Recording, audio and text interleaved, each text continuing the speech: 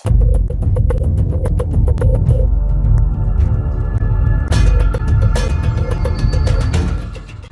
ಹೇಗಿದೆ ನನ್ನ project report? ಹಾಂ, ನಿಮ್ಮ ಪ್ರಪೋಸಲ್ ಚೆನ್ನಾಗಿದೆ. ನಿಮ್ಗೆ ಎಷ್ಟು ಲೋನ್ ಬೇಕಾಗುತ್ತೆ? ಸರ್, ಒಂದು 30ರಿಂದ 40 ಲಕ್ಷ ಬೇಕಾಗುತ್ತೆ. ಅಷ್ಟು ದೊಡ್ಡ ಅಮೌಂಟ್ ಕೊಡೋದು ಕಷ್ಟ ಆಗುತ್ತೆ. ಆದರೂ ನಿಮ್ಮ ಪ್ರಪೋಸಲ್ ನೋಡಿದ್ರೆ ಇಂಟ್ರೆಸ್ಟಿಂಗ್ ಆಗಿದೆ. ಇಲ್ಲಿ ಕೊಟೇಶನ್ ಜೊತೆ ನಿಮ್ಮ ರೆಸ್ಯೂಮ್ ಸಹ ಕೊಟ್ಟಿದ್ದೀರಾ. ಅದರಲ್ಲಿ ತಂದೆ ಹೆಸರು ಚಿದಂಬರಂ ಅಂತ ಇದೆ. ಅದೇ ಗಣಿ ಅಕ್ರಮದಲ್ಲಿ ಭಾಗಿಯಾಗಿದ್ರಲ್ಲ, ಆ ಚಿದಂಬರಂ ತಾನೆ? ಹಾಂ ಸರ್, ಅವರೇ. ಸಾರಿ ಸರ್, ನಿಮಗೆ ಲೋನ್ ಸ್ಯಾಂಕ್ಷನ್ ಮಾಡೋದು ಕಷ್ಟ. ಸರ್, ಈಗ ತಾನೇ ಪ್ರಪೋಸಲ್ ಚೆನ್ನಾಗಿದೆ, ಲೋನ್ ಕೊಡ್ಬೋದು ಅಂತ ಹೇಳಿದ್ರಲ್ಲ ಸರ್? ಪ್ರಪೋಸಲ್ ಚೆನ್ನಾಗಿದೆ, ಬಟ್ ಬಯೋಡಾಟಾ ಚೆನ್ನಾಗಿಲ್ಲ. ನಿಮ್ಮ ತಂದೆ ಒಬ್ಬ ಬ್ಯಾಡ್ ರೆಪ್ಯುಟೇಷನ್ ಇರೋ ಮನುಷ್ಯ. ಈಗಾಗಲೇ ನಮ್ಮ ಬ್ಯಾಂಕ್ನಲ್ಲಿ ಲೋನ್ ತೊಗೊಂಡು ಇನ್ನೂ ತೀರಿಸಿಲ್ಲ. ಅವ್ರು ಅರೆಸ್ಟ್ ಆಗಿ ಜೈಲಲ್ಲಿದ್ದಾರೆ. ಈಗ ಆ ಸಾಲನ್ನು ಹೇಗೆ ವಸೂಲಿ ಮಾಡೋದಂತ ಗೊತ್ತಾಗ್ತಾ ಇಲ್ಲ. ಸರ್, ಅದಕ್ಕೂ ನನಗೆ ಲೋನ್ ಕೊಡೋದಕ್ಕೂ ಏನು ಸಂಬಂಧ ಸರ್? ಈ ಲೋನು ನನ್ನ ಸ್ವಂತ ಬಿಸ್ನೆಸ್ಗೆ ಸರ್. ಇದು ನಿಮ್ಮ ಸ್ವಂತದ್ದೇ ಇರ್ಬೋದು, ಆದರೆ ಬ್ಯಾಂಕ್ ನನ್ನ ಸ್ವಂತದ್ದಲ್ವಲ್ಲ. ಕ್ರಿಮಿನಲ್ ಹಿನ್ನೆಲೆ ಇರೋರಿಗೆ ಸಾಲ ಕೊಡಬಾರ್ದು ಅಂತ ಹೆಡ್ ಆಫೀಸ್ನಿಂದ ಸೂಚನೆ ಬಂದಿದೆ. ಹಾಗಾಗಿ ಕೊಡೋದಕ್ಕಾಗಲ್ಲ. ಅಲ್ಲ ಸರ್, ನನ್ನ ತಂದೆ ಕ್ರಿಮಿನಲ್ ಆದರೆ ನನಗೆ ಯಾಕೆ ಸರ್ ಲೋನ್ ಕೊಡಲ್ಲ ಅಂತ ಇದ್ದೀರಾ? ಅಲ್ರಿ, ನಾಳೆ ಸಾಲ ತಗೊಂಡು ನೀವು ನಿಮ್ಮ ತಂದೆ ಥರ ಜೈಲು ಸೇರಿದ್ರೆ ನಾವೇನು ಮಾಡೋದು? ಸರ್ ಪ್ಲೀಸ್ ಹಾಗೆ ಹೇಳ್ಬಿಡಿ. ಈಗ ನನಗೂ ನನ್ನ ತಂದೆಗೂ ಯಾವ ಸಂಬಂಧನೂ ಇಲ್ಲ ಸರ್. ಹಾಂ, ಹೆತ್ತ ತಂದೆ ಜೈಲು ಸೇರಿದ್ರು ಅಂತ ನನಗೂ ಅವ್ರಿಗೂ ಸಂಬಂಧ ಇಲ್ಲ ಅಂತ ಹೇಳ್ತಾ ಇರೋ ನೀವು ನಾಳೆ ನಮ್ಮ ಬ್ಯಾಂಕ್ನಲ್ಲಿ ಲೋನ್ ತೊಗೊಂಡು ಲೋನ್ಗೂ ನನಗೂ ಸಂಬಂಧ ಇಲ್ಲ ಅಂತ ಹೇಳಿದ್ರೆ ಏನು ಮಾಡೋದು ನಾವು? ಸರ್, ನಾನು ಆ ಅರ್ಥದಲ್ಲಿ ಹೇಳಿಲ್ಲ. ನಾನು ಅವ್ರ ಜೊತೆ ಇದ್ದರೆ ನನಗೂ ಮರೆಯೋದಿರಲ್ಲ. ನಾಳೆ ನನ್ನನ್ನು ಅವ್ರ ಥರನೇ ಕ್ರಿಮಿನಲ್ ಅಂತ ತಿಳ್ಕೊಂಡ್ಬಿಡ್ತಾರೆ ಅಂತಾನೆ ನಾನು ಅವರಿಂದ ದೂರ ಬಂದಿದ್ದು. ನನಗೂ ಎಲ್ಲರ ಹಾಗೆ ಒಳ್ಳೆ ಮನುಷ್ಯನಾಗಿ ಬದುಕಬೇಕು ಅಂತ ಆಸೆ ಇದೆ. ಪ್ಲೀಸ್ ಸರ್, ಲೋನ್ ಇಲ್ಲ ಅಂತ ಹೇಳಿಬಿಡಿ ಪ್ಲೀಸ್. ಇಂಥ ನಾಟಕದ ಮಾತಿಗೆ ಬೆರಗಾಗೋರು ಯಾರೂ ಇಲ್ಲ. ಬೇವಿನ ಬೀಜ ಬಿತ್ತಿದ್ರೆ ಬೇವಿನ ಮರನೇ ಹುಟ್ಟೋದು, ಮಾವಿನ ಮರ ಹುಟ್ಟಲ್ಲ. ನೀವು ಹಾಗೆ ನಿಮ್ಮ ತಂದೆಗೆ ತಕ್ಕ ಮಗ. ಏಯ್, ಇನ್ನೊಂದು ಮಾತಾಡಿದ್ರೆ ಪರಿಣಾಮನ ಇಟ್ಕಿರಲ್ಲ. ಏನು ಗೊತ್ತು ನನ್ನ ಬಗ್ಗೆ ನಿನಗೆ? ಮನುಷ್ಯನ ಬ್ಯಾಕ್ಗ್ರೌಂಡ್ ನೋಡಿ ಅಳತೆ ಮಾಡೋದಲ್ಲ, ಮನಸ್ಸಲ್ಲಿ ಏನಿದೆ ಅಂತ ತಿಳ್ಕೊಬೇಕು. ಅರ್ಥ ಆಯ್ತಾ? ನಿಮ್ಮ ಮಾತನ್ನು ದಾಟಿ ನೋಡಿದ್ರೆ ಗೊತ್ತಾಗುತ್ತೆ. 100% ನೀವು ನಿಮ್ಮ ತಂದೆ ಥರನೇ. ನಿಮ್ಮ ಲೋನ್ ರಿಜೆಕ್ಟೆಡ್.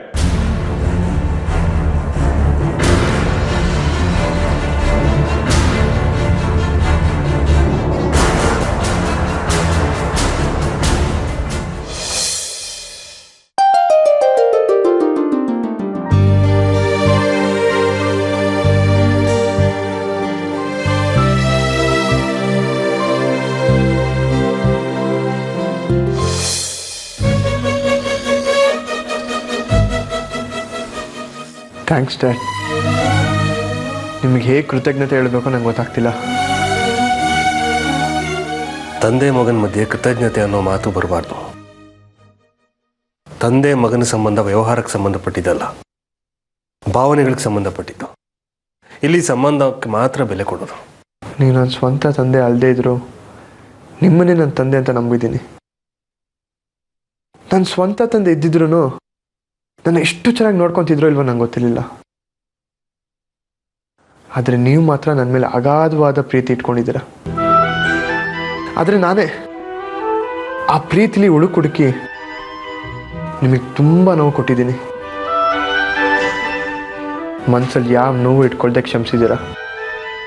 ನಿಮ್ಮನ್ನ ನನ್ನ ಸ್ನೇಹಿತ ಅನ್ಬೇಕು, ನನ್ನ ಗುರು ಅನ್ಬೇಕು, ಇಲ್ಲ ದೇವರು ಅನ್ಬೇಕು, ಒಂದು ತಿಳಿತಿಲ್ಲ ನನಗೆ.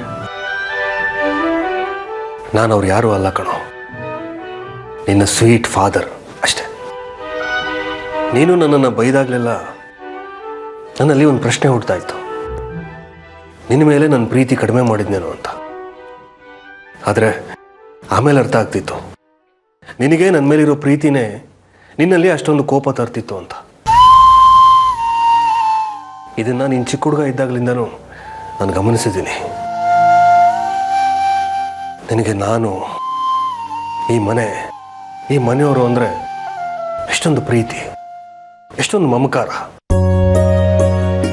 ಆ ಮಮಕಾರಕ್ಕೆ ಒಂದು ಚೂರು ನೋವಾದರೂ ನೀನು ಸಹಿಸ್ಕೊಳ್ಳಲ್ಲ ಅಂತ ನನಗೆ ಅರ್ಥ ಆಯಿತು. ನೀನು ಕೋಪಷ್ಟ ಇರಬಹುದು, ಆ ಕೋಪದಲ್ಲಿ ಒಂದು ಪ್ರೀತಿ ಇದೆ. ನನಗೆ ಬೇಕಾಗಿರೋದು ಆ ಪ್ರೀತಿ ಅಷ್ಟೆ. ನಾನು ಯಾಕೆ ನಿಮ್ಮ ಮಗ ಆಗ್ಬಿಟ್ಟಿಲ್ಲ? ನಿಮ್ಗಿರೋ ತಾಳ್ಮೆಲಿ ಒಂದಿಷ್ಟು ಗುಲಗಂಜಿಯಷ್ಟು ತಾಳ್ಮೆ ನನಗಿದ್ದಿದ್ರೆ 25 ವರ್ಷ ನಿಮ್ಮಿಂದ ನಾನು ದೂರ ಇರ್ತಿರ್ಲಿಲ್ಲ. ನನ್ನ ಕೋಪದಿಂದ ನಿಮ್ಮನ್ನ, ನಿಮ್ಮ ಪ್ರೀತಿನ ಕಳ್ಕೊಂಬಿಟ್ಟೆ. ಸಾರಿ ಡ್ಯಾಡ್, ನನ್ನ ಕ್ಷಮಿಸ್ತೀರಾ? ನೀನು ಕ್ಷಮಿಸುವಂಥ ತಪ್ಪು ಏನೂ ಮಾಡಿಲ್ಲ, ಮಾಡೋದೂ ಇಲ್ಲ. ನೀನು ನನ್ನ ಮಗ, ದೊಡ್ಡ ಮಗ.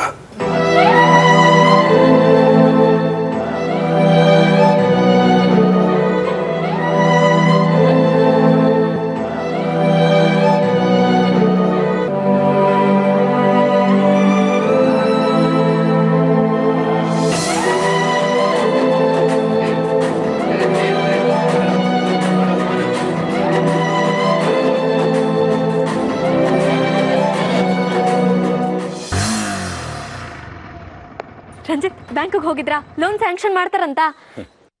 ನನಗೆ ಲೋನ್ ಸಿಗೋದು ಕನಸು ಅನ್ನಿಸ್ತಿದೆ. ಯಾಕೆ ರಂಜಿತ್, ಏನಾಯ್ತು?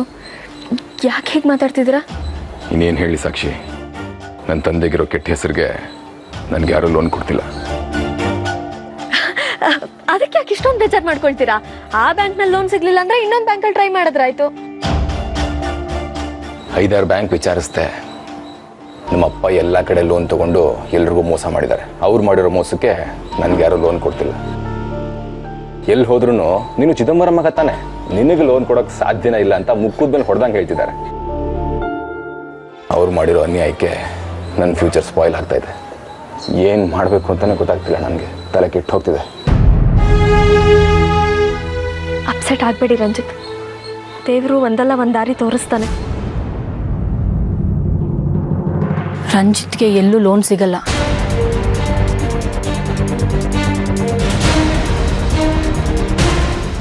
ಅವ್ರ ತಂದೆ ಎಲ್ಲ ಕಡೆ ಲೋನ್ ಮಾಡಿದ್ದಾರೆ. ಅವ್ರು ಮೋಸ ಮಾಡಿರೋದು ಒಬ್ರಿಗ ಇಬ್ರಿಗ.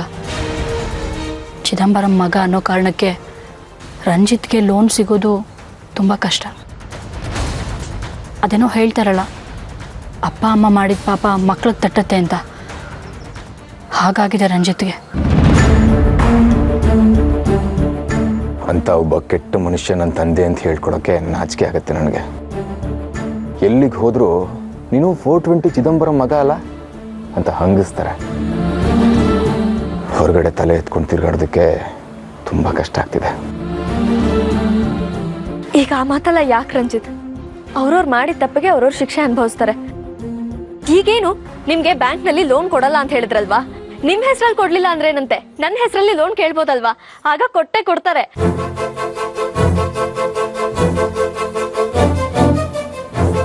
ಹ್ಞೂ ಸಾಕ್ಷಿ, ನಿನ್ನ ಹೆಸರಲ್ಲಿ ಟ್ರೈ ಮಾಡ್ಬೋದು. ನೀನು ಸಾಕ್ಷಿ ಹೆಸರಲ್ಲಿ ಕೇಳಿದ್ರು ಯಾವ ಬ್ಯಾಂಕಲ್ಲೂ ಲೋನ್ ಸಿಗಲ್ಲ ರಂಜಿತ್. ಸಾಕ್ಷಿ ಸೂರ್ಯನ ಮಗಳು ಅನ್ನೋದಕ್ಕಿಂತ ಈಗ ಅವಳು ನಿನ್ನ ಹೆಂಡತಿ, ಅಂದರೆ ಚಿದಂಬರಂ ಸೊಸೆ. ಅದನ್ನು ಮರಿಬೇಡ. ಇಲ್ಲಿ ಗೆಲ್ಲೋದು ನೀವಲ್ಲ, ನಾನೇ.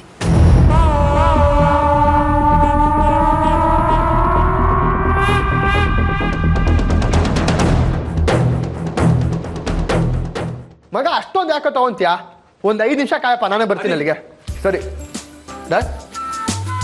ನಾಳೆ ಇನಾಗ್ರೇಷನ್ ಫಂಕ್ಷನ್ಗೆ ಯಾರನ್ನ ಕರೆದಿದ್ಯಾ? ಆಲ್ಮೋಸ್ಟ್ ಎಲ್ಲರನ್ನೂ ಕರೆದಾಯ್ತು, ಸ್ವಲ್ಪ ಜನ ಬಾಕಿ ಇದ್ದಾರೆ ಅಷ್ಟೇ. ಯಾರನ್ನ ಕರೆದಿದ್ಯಾ? ನದಿ ಚಾಚನ, ನಿರೋಶನ, ನನ್ನ ಫ್ರೆಂಡ್ಸ್ನ.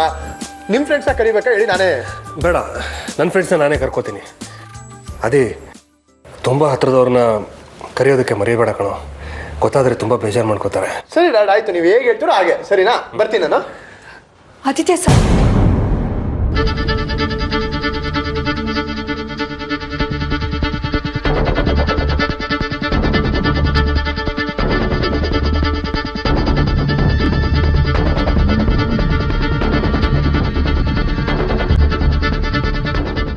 ಏನಮ್ಮ ಸಾ ಅಂದಲ್ಲ? ಯಾರನ್ನ ಕರಿಬೇಕು ಹೇಳು? ಅದು ಪರವಾಗಿಲ್ಲ ಹೇಳಮ್ಮ. ಅದೇ ಆದಿತ್ಯ, ನನ್ನ ಹಳೆ ಫ್ರೆಂಡು ಸಂಗೀತ ಇದ್ದಾಳಲ್ವಾ, ಅವಳನ್ನ ಕರಿಬೇಕಿತ್ತು ಕಣ. ಅಷ್ಟೇನಾ? ನಾನೇ ಖುದ್ದಾಗೋ ಕರ್ದ್ಬಿಟ್ಟು ಬರ್ತೀನಿ. ಸರಿನಾ? ಸರಿ ಡಾಕ್ಟರ್, ಬರ್ತೀನಿ. ಬಾಯ್.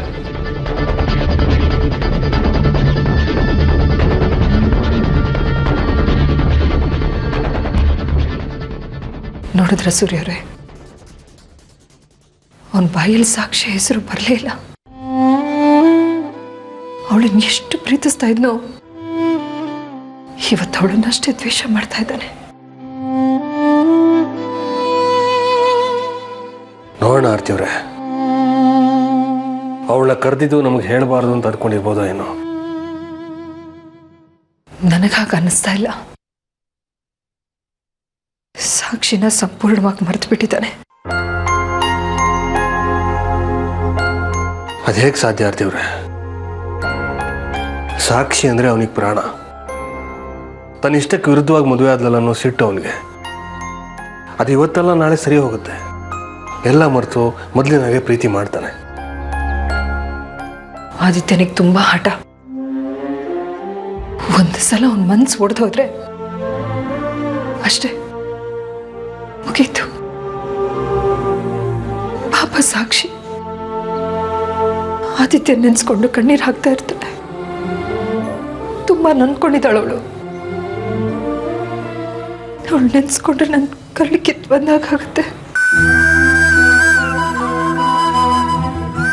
ಅಳಬೇಡಿ ಆರ್ತಿಯವ್ರೆ. ಆದಿ ಒಬ್ಬ. ಸಾಕ್ಷಿನ ರಂಜಿತ್ನ ಒಪ್ಕೊಂಡ್ರೆ ಸಾಕು. ಸಾಕ್ಷಿ ಸಂತೋಷವಾಗಿರ್ತಾಳೆ. ಇಲ್ಲಾಂದ್ರೆ ಪ್ರತಿದಿನ ಅವಳು ನೊಂದ್ಕೋತಾ ಇರ್ತಾಳೆ ಸೂರ್ಯವ್ರೆ. ತನ್ನಣ್ಣ ತನ್ನ ಕೈ ಬಿಡಲ್ಲ, ಯಾವಾಗ್ಲೂ ನನ್ನ ಜೊತೆಲೇ ಇರ್ತಾನೆ ಅಂತ ಎಷ್ಟೋ ಕನ್ಸುಗಳನ್ನ ಕಟ್ಕೊಂಡಿರ್ತಾಳೆ. ಆದ್ರೆ ಇವ್ರುಗಳು ಅವಳ ಕನ್ಸಿಗೆಲ್ಲ ತಣ್ಣೀರು ಹರಿಚ್ಬಿಟ್ರು. ಅವಳು ನೊಂದ್ಕೊಂಡ್ರೆ ನಮಗೆ ಒಳ್ಳೇದಾಗುತ್ತಾ? ಸಾಕ್ಷಿ ಯಾವತ್ತೂ ತನ್ನ ಅಣ್ಣ ತಮ್ಮದ್ರ ಬಗ್ಗೆ ನೊಂದ್ಕೊಳ್ಳಲ್ಲ. ದೂರ ಇದ್ರೂ ಚೆನ್ನಾಗಿರ್ಲಿ ಅಂತ ಬಯಸ್ತಾಳೆ.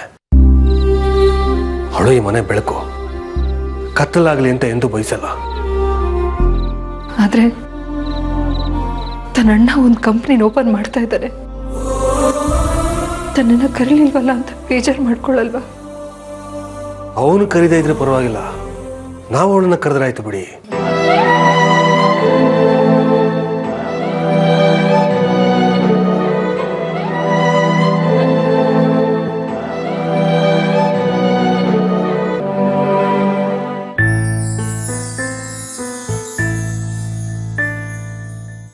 ಹಾಯ್. ಓ ನಿರೋಷ ಅವರು, ಪರವಾಗಿಲ್ವೇ? ಇಷ್ಟು ದಿವಸ ಆದ್ಮೇಲೆ ನೆನ್ಸ್ಕೊಂಡಿದ್ದೀರಾ ನಮ್ಮನ್ನ? ಬನ್ನಿ.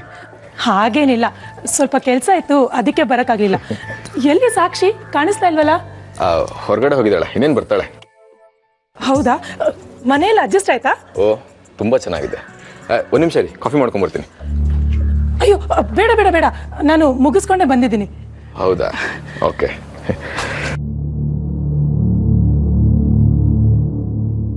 ನಿಮ್ಮನ್ನ ಒಂದು ಮಾತು ಕೇಳ?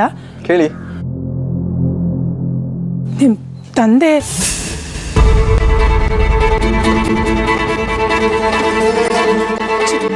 ಜೈಲಲ್ಲಿದ್ದಾರೆ, ಅವ್ರನ್ನ ನೋಡಕ್ ಹೋಗಿದ್ರಾ?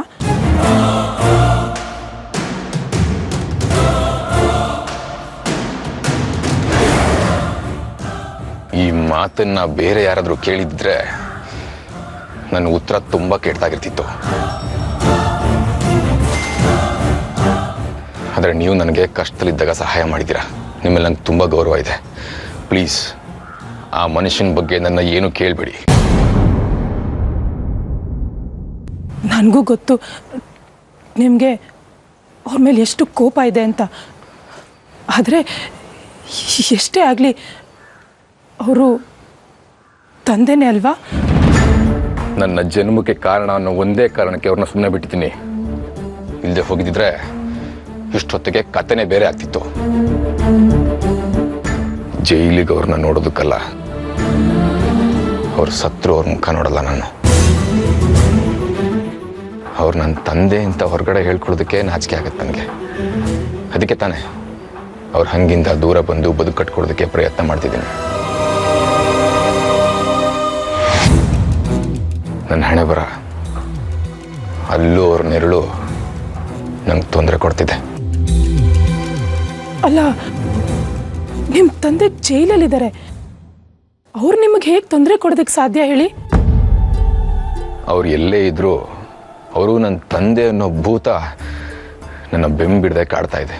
ಯಾವ ಬ್ಯಾಂಕಿಗೆ ಹೋದ್ರು ನಾನು ಅವ್ರ ಮಗ ಅಂತ ಗೊತ್ತಾದ ತಕ್ಷಣ ಲೋನ್ ಕೊಡೋಕ್ಕಾಗಲ್ಲ ಅಂತ ಹೇಳ್ತಾರೆ. ಪಾಪ ಸಾಕ್ಷಿ ಅವಳ ಹೆಸರಲ್ಲಿ ಲೋನ್ ಕೇಳ್ತೀನಿ ಅಂತ ಹೋಗಿದ್ದಾಳೆ. ಏನಾಗುತ್ತೋ ಏನೋ ದೇವ್ರಿಗೆ ಗೊತ್ತು. ಮುಂದೆ ಏನು ಮಾಡಬೇಕು ಅಂದ್ಕೊಂಡಿದ್ದೀರಾ? ಗೊತ್ತಾಗ್ತಿಲ್ಲ. ದಾರಿ ಇದೆ, ಅದಕ್ಕೆ ನೀವು ಒಪ್ಪಿಗೆ ಕೊಡ್ಬೇಕಷ್ಟೆ.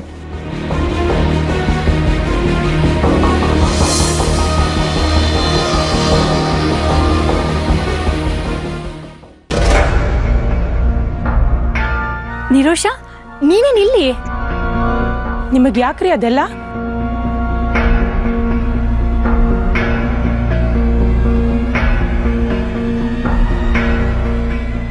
ಯಾಕೆ ನಿರೋಷ ಹೀಗೆ ಮಾತಾಡ್ತಿದ್ಯಾ? ಸುಮ್ಮನಿರು ಸಾಕ್ಷಿ, ನಿನಗಿದೆಲ್ಲ ಅರ್ಥ ಆಗಲ್ಲ.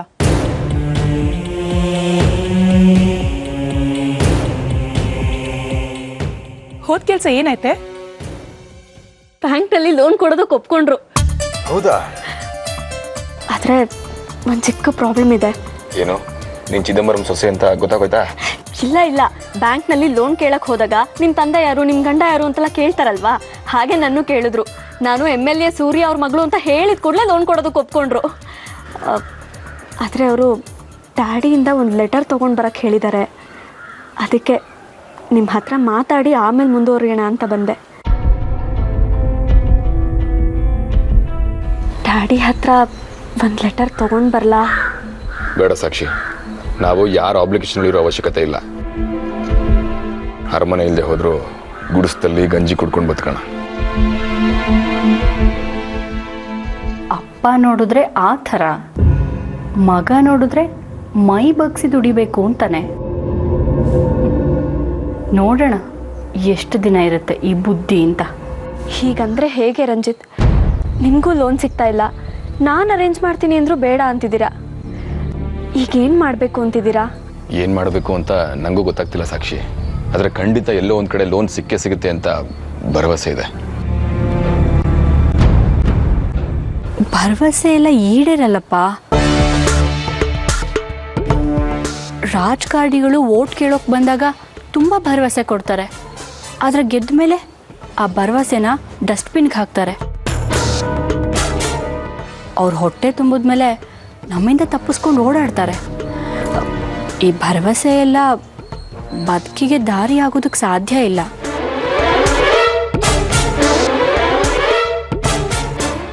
ನಿಮ್ಮ ಬುದ್ಧಿ ಮಾತು ನನಗೆ ಈಗ ಬೇಕಾಗಿಲ್ಲ, please. If you don't mind, ನಾನು ನಿಮಗೆ ಲೋನ್ ಅರೇಂಜ್ ಮಾಡಿಸ್ಕೊಡ್ಲಾ? ನೀವಾ? ಇಲ್ಲ, ಬೇಡ. ಈಗಾಗಲೇ ನಾವು ನಿಮ್ಮ ಹತ್ರ ತುಂಬ ಸಹಾಯ ಪಡ್ಕೊಂಡಿದ್ದೀವಿ. ಈಗ ಮತ್ತೆ ನಿಮ್ಮ ಹತ್ರ ಹೆಲ್ಪ್ ತಗೊಳ್ಳೋದು ಚೆನ್ನಾಗಿರಲ್ಲ ಅನಿಸುತ್ತೆ. ಸಂಕೋಚ ಯಾಕೆ? ನೀವು ನಾನು ಅಣ್ಣನ ಥರ ಅಂತ ಹೇಳಿಲ್ವಾ? ಪ್ಲೀಸ್ ಬೇಡ ಅನ್ಬೇಡಿ.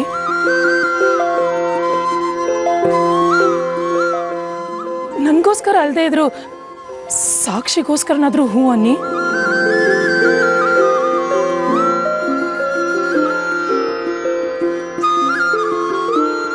ಒಪ್ಕೊಳ್ಳಿ ರಂಜಿತ್, ನಮ್ಮ ತಂದೆ ಕಡೆಯಿಂದ ಲೋನ್ ಕೊಡಿಸ್ತೀನಿ ಅಂದರೆ ಬೇಡ ಅಂದ್ರಿ. ಅಟ್ಲೀಸ್ಟ್ ನಿರೋಷ ಲೋನ್ ಕೊಡಿಸ್ತೀನಿ ಅಂತ ಹೇಳ್ತಿರುವಾಗ ಒಪ್ಕೊಳ್ಬೋದಲ್ವಾ? ಸರಿ, ಆದರೆ ನನಗೆ ಯಾವುದೇ ಥರದ ಆಬ್ಲಿಗೇಷನ್ಸ್ ಇರಬಾರ್ದು, ಓಕೆನಾ? ಓಹ್ ಡೆಫಿನೆಟ್ಲಿ, ನಿಮಗೆ ಯಾವುದೇ ಆಬ್ಲಿಗೇಷನ್ಸ್ ಇಲ್ಲದೆ ನಾನು ಲೋನ್ ಮಾಡಿಸ್ಕೊಡ್ತೀನಿ, ಓಕೆನಾ? ಥ್ಯಾಂಕ್ಸ್.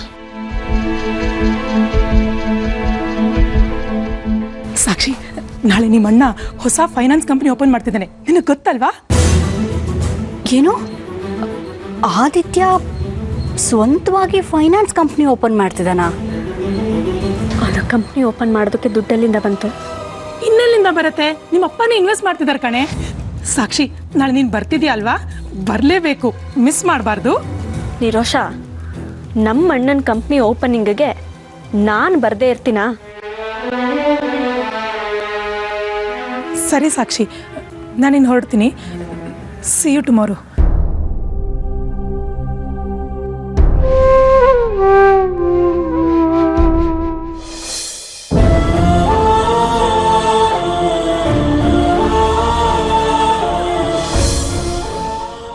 ಅಷ್ಟು ಪ್ರೀತಿಯಿಂದ ನನ್ನ ಜೊತೆಗಿದ್ದ ಆದಿತ್ಯ ಅವನ ಕಂಪ್ನಿ ಓಪನಿಂಗಿಗೆ ನನ್ನನ್ನೇ ಕರೀಲಿಲ್ವಲ್ಲ. ಅಷ್ಟು ಬೇಡವಾಗ್ಬಿಟ್ನಾ ಆದಿ ಈ ನಿನ್ನ ತಂಗಿ ಸಾಕ್ಷಿ.